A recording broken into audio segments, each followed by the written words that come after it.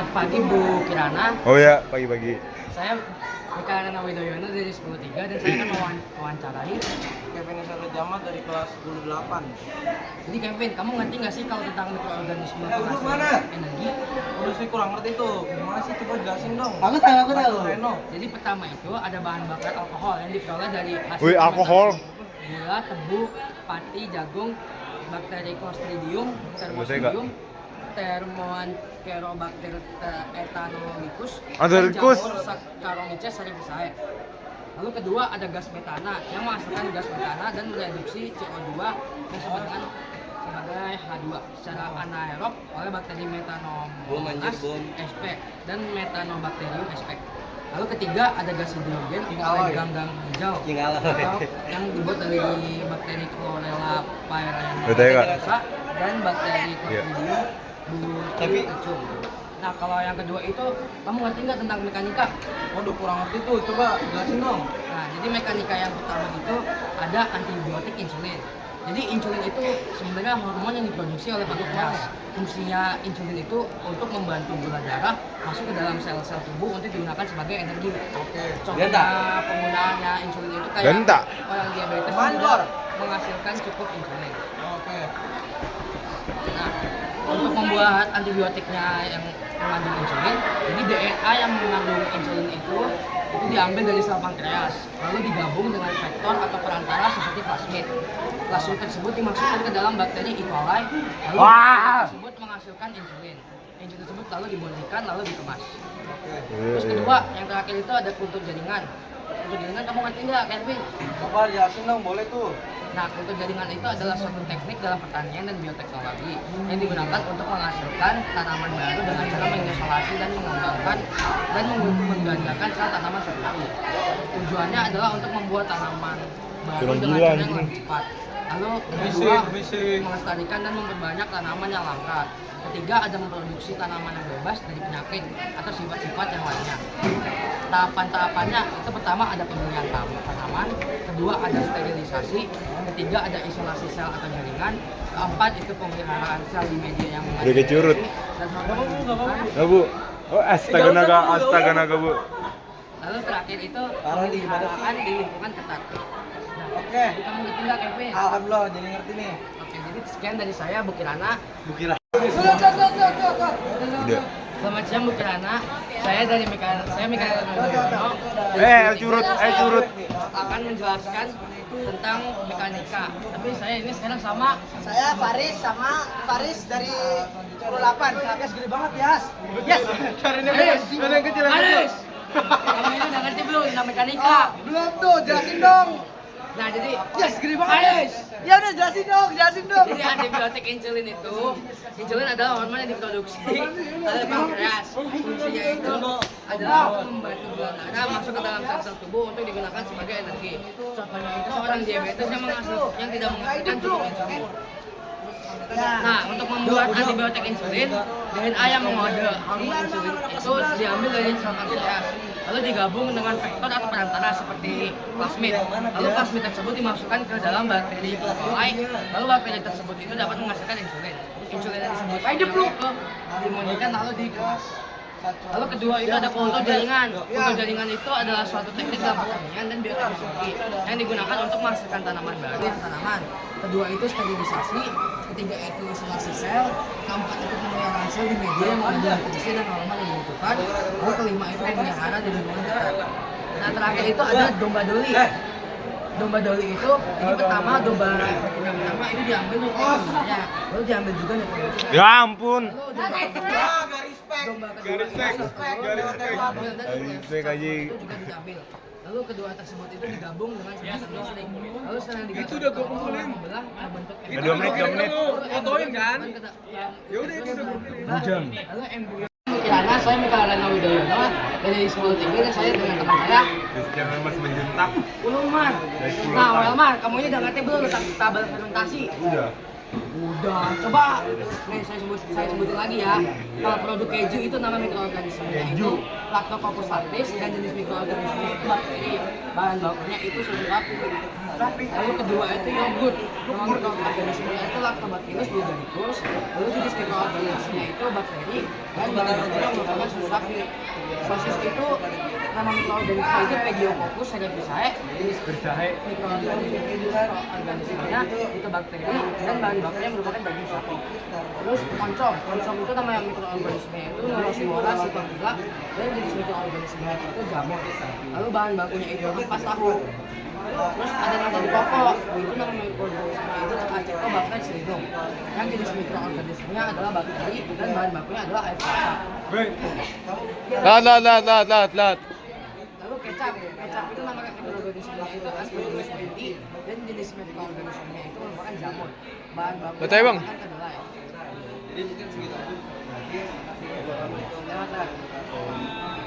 Terus ada tauco itu nama mikroorganismenya itu Aspergillus fungicide yang jenis mikroorganismenya merupakan jamur dan bahan bakunya merupakan kedelai. Lalu ke 11 itu ada roti, itu nama mikroorganismenya itu Saccharomyces cerevisiae yang jenis mikroorganismenya merupakan jamur yang bahan bakunya merupakan tepung gandum. Lalu ada bir, itu nama mikroorganismenya Saccharomyces cerevisiae dan jenis mikroorganismenya jamur dan bahan bakunya merupakan tepung gandum. Sake nama mikroorganismenya juga sama, yaitu Saccharomyces cerevisiae atau Saccharomyces sake yang jenis mikroorganismenya jamur dan bahan bakunya merupakan kedelai. Lalu ke 14 itu ada mentega nama mikroorganismenya itu Streptococcus lactis. Lalu jenis mikroorganismenya itu ada bakteri dan bahan bakunya merupakan susu sapi. Lalu tempe itu nama mikroorganismenya itu Rhizopus purizae, jenis mikroorganismenya jamur dan kedelai bahan bakunya. Jadi Walmar, kamu udah ngerti belum tentang tabel fermentasi? Oh, ini memang saya udah ngerti kan dari tadi. Oke, sekian dan terima kasih, saya Budi Hana. Selamat siang Budi Hana, saya Mikael Reno Widoyono dari 10.3 dan saya akan mewawancarai. Saya Muhammad Yusuf dari 10.4. Apakah kamu tahu tentang nama-nama mikroorganisme dan produknya? Wah, gue kurang tahu nih Ren. Cuma sebutin dong. Jadi pertama, mikroorganismenya, terus jenisnya apa, bahan bakunya apa. jadi pertama itu ada produk keju. Itu nama mikroorganisme itu Lactococcus lactis dan jenis mikroorganismenya itu adalah bakteri dan bahan bakunya adalah susu sapi. Lalu kedua adalah yogurt. Nama mikroorganismenya adalah Lactobacillus bulgaricus. Lalu jenis mikroorganismenya adalah bakteri juga. Bahan bakunya susu sapi juga. Sosis itu nama mikroorganismenya Pediococcus cerevisiae. Sedangkan jenis mikroorganisme sama, yaitu bakteri. Lalu bahan bakunya itu daging sapi. Lalu produk oncom itu agak berbeda karena nama mikroorganismenya itu adalah Neurospora cytophila yang merupakan sebuah jenis mikroorganisme jamur yang bahan bakunya adalah ampas tahu. Lalu kelima ada nata de coco. Nama mikroorganismenya itu adalah Acetobacter stridum. Nama jenis mikroorganismenya itu bakteri dan bahan bakunya adalah air kelapa. Lalu ada kecap. Nama mikroorganismenya adalah Aspergillus menthe. Lalu jenis mikroorganismenya adalah jamur dan bahan bakunya adalah kedelai. Tauco bukan nama mikroorganismenya itu Aspergillus oryzae. Jenis mikroorganismenya itu jamur pula. Lalu bahan bakunya itu kedelai juga. Kimchi itu Lactobacillus kimchi yang jenis mikroorganismenya itu bakteri dan bahan bakunya kulit. Tape nama mikroorganisme itu Saccharomyces cerevisiae. Lalu jenis mikroorganismenya itu jamur dan bahan bakunya adalah singkong. Misal itu lalu ke-10 ada misal cerevisiae. Bahan bakunya kedelai. Lalu 11 ada roti. Roti itu nama mikroorganisme. Oh, jadi ada segitu ya. Lumayan banyak ya. Kasih ya udah ngasih tahu. Kasih ya Ren. Perkenalkan, karena saya Mikael Reno dari 10.3 dan hari ini saya akan ajar kanal Jamurti dari 10.6. Lalu masukkan Royco. Hah? Enggak tahu.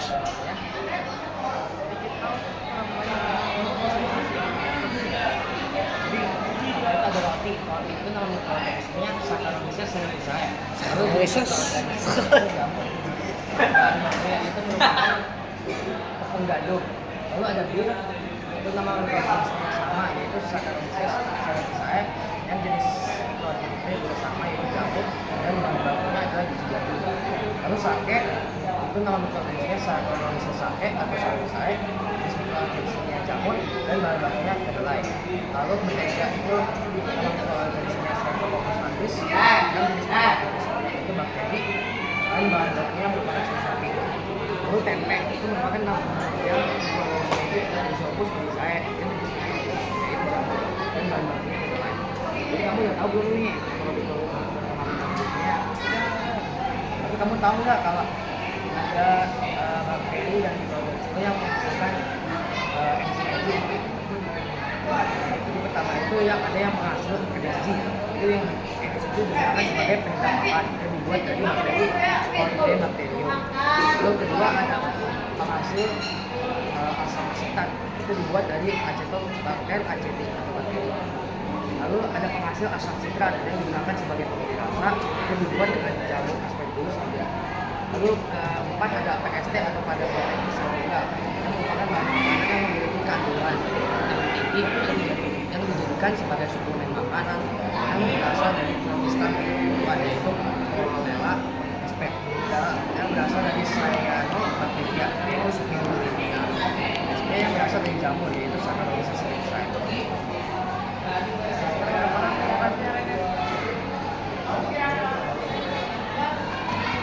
Karena saya Mika Arana Widoyono dari 10.3 dan saya akan mewawancarai teman saya. Saya Lukas dari kelas 10.4. Lukas, kamu tahu nggak tentang mekanika? Pak, tahu. Nih, saya jelasin lagi ya. Kalau antibiotik insulin itu adalah hormon yang diproduksi oleh pankreas. Fungsinya itu adalah untuk membantu gula darah masuk ke dalam sel-sel tubuh. Itu digunakan sebagai energi. Contohnya itu seperti orang diabetes yang tidak menghasilkan cukup insulin. Terus cara membuat antibiotik insulin itu, pertama DNA yang mengode hormon insulin itu diambil dari sel pankreas, lalu digabung dengan faktor atau perantara seperti plasmid. Lalu plasmid tersebut dimasukkan ke dalam bakteri seperti E. coli. Lalu bakteri tersebut dapat menghasilkan insulin. Insulin yang dihasilkan tersebut dibunyikan lalu dikemas. Kalau terus kedua itu ada protein jaringan. Protein jaringan adalah satu teknik dalam pertanian dan bioteknologi yang digunakan untuk menghasilkan tanaman baru dengan cara mengisolasi, mengembangkan dan menggabungkan tanaman tertentu. Tujuannya adalah untuk membuat tanaman baru dengan cara yang lebih cepat. Lalu kedua, melestarikan dan memperbanyak tanaman yang langka. Ketiga itu memproduksi tanaman yang bebas dari penyakit atau sifat-sifat yang buruknya. Tahapan-tahapannya itu adalah pertama pemilihan tanaman, kedua itu sterilisasi, ketiga itu isolasi sel atau jaringan, keempat pemeliharaan sel di media yang mengandung nutrisi dan hormon yang dibutuhkan, kelima itu pemeliharaan di lingkungan ketat. Terus terakhir itu ada transfer inti domba doli atau cloning. Jadi pertama itu prosesnya itu domba betina pertama itu diambil nukleus donornya. Terus pada domba kedua itu diambil sel telurnya, keduanya itu nukleusnya diambil, lalu kedua sel tersebut digabung dengan sengatan listrik, terus sel tersebut akan membelah membentuk embrio. Lalu embrio tersebut dimasukkan ke dalam uterus atau rahim domba, lalu embrio yang berkembang itu menjadi domba doli. Jadi kamu udah ngerti belum ini mekanika? Lukas. Makasih Reno, makasih ya penjelasannya. Iya, sama Lukas. Sekian dan terima kasih Bu Kirana. Selamat siang Bu Kirana, saya Mika Arana Widoyono dari 10.3 dan saya dengan teman saya Kina Rehansyah dari 10.2 dan saya akan mewawancari dia hari ini. Nah, Kina, kamu udah ngerti belum tentang tabel fermentasi? Belum. Oke, saya jelasin ya. Produk pertama itu ada produk keju. Nama mikroorganismenya itu Lactococcus lactis dan jenis mikroorganisme itu bakteri. Terus bahan bakunya merupakan susu sapi. Yogurt itu Lactobacillus bulgaricus, itu bakteri dan susu sapi bahan bakunya. Sosis itu Pediococcus cerevisiae, jenis mikroorganisme itu bakteri, bahan bakunya dari sapi. Oncom itu Neurospora cytophila, itu jamur dan bahan bakunya merupakan alpha sawu. Nah, ada pokok itu Acetobacter cereum, jenis mikroorganismenya itu bakteri dan bahan bakunya merupakan air kelapa. Kecap itu Aspergillus wheati, itu merupakan sebuah jamur dan bahan bakunya kedelai. Paucok itu Aspergillus oryzae, itu merupakan jamur dan bahan bakunya kedelai.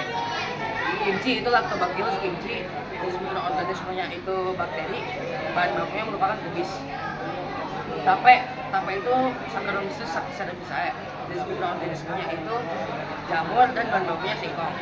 Miso itu Aspergillus oryzae, jenis mikroorganismenya jamur, bahan bakunya itu kedelai. Terus roti, bir sama sake itu sama, itu Saccharomyces cerevisiae. Dan ketiga-tiganya merupakan jamur. Tapi roti itu bahan bakunya tepung gandum, sedangkan bir itu biji gandum dan sake merupakan kedelai. Terus ke-14 itu mentega. Itu nama mikroorganismenya itu Streptococcus lapis, mikroorganisme bakteri dan bahan bakunya keseluruh sapi. Lalu terakhir ada tempe. Tempe itu Rhizopus odizae, mikroorganismenya bak jamur dan bahan bakunya kedelai. Nah, dan kamu udah tahu belum tentang penghasil MSG, asam sama asam sitrat? Belum. Nah, jadi pertama itu ada penghasil MSG. Itu digunakan sebagai penyedap makanan yang dibuat dari bakteri Pseudomonas bacterium. Terus ada penghasil asam asetat. Itu dibuat dari Acetobacter aceti atau bakteri dan penghasil asam sitrat. Digunakan sebagai pemberi rasa dan dibuat dengan jamur Aspergillus niger. Terus ada pada protein sel tunggal atau PST. Itu merupakan bahan makanan yang memiliki kandungan protein tinggi dan dijadikan sebagai suplemen makanan. Mereka berasal dari protista seperti tumbuhan yaitu Chlorella sp yang berasal dari Cyanobacteria yaitu Spirulina sp yang berasal dari jamur yaitu Saccharomyces cerevisiae. Nah, kalau metode penghasil enzim itu pertama ada Aspergillus niger, itu enzim amilase, selulase, lipase, pektinase, dan kegunaannya itu menggunakan biji-biji menjadi bubur, makanan, pengentalan cair kopi. Terus kedua itu ada pengolahan susu seperti produksi cita rasa gitu. Terus tadi itu ada konsumsi buah, atau membantu uraian. Nah, jadi kamu udah ngerti belum tentang tabel fermentasi sama fermentasinya? Udah. Jadi kamu udah ngerti nih? Udah. Sekian dan terima kasih, mudah-mudahan nanti bisa. Selamat siang Bu Kirana, saya Mika dari Sekolah 3 dan saya dengan teman saya Arif Bidu. Ini saya akan mewawancari Arif Bidu. Nah, Arif Bidu, kamu udah ngerti belum tentang mekanika? Jelasin ya. Insulin itu adalah hormon yang diproduksi oleh pankreas. Fungsinya itu adalah untuk membantu gula darah masuk ke dalam sel-sel tubuh untuk digunakan sebagai energi. Contohnya itu seperti orang diabetes yang tidak menggunakan insulin. Terus untuk membuat energi itu DNA yang mengkode hormon insulin diambil dari sel pankreas lalu digabung dengan reseptor atau perantara seperti plasmid. Plasmid tersebut dimasukkan ke bakteri insulin. Lalu bakteri tersebut menghasilkan insulin. Insulin tersebut dimutikan oleh Nah, kedua itu ada kultur jaringan. Kultur jaringan itu adalah suatu teknik dalam pertanian dan bioteknologi yang digunakan untuk menghasilkan tanaman baru dengan cara mengisolasi, mengembangkan dan menggandakan sel antara tanaman. Tujuannya adalah untuk membuat tanaman baru dengan cara yang lebih cepat. Terus kedua itu melestarikan dan memperbanyak tanaman yang langka.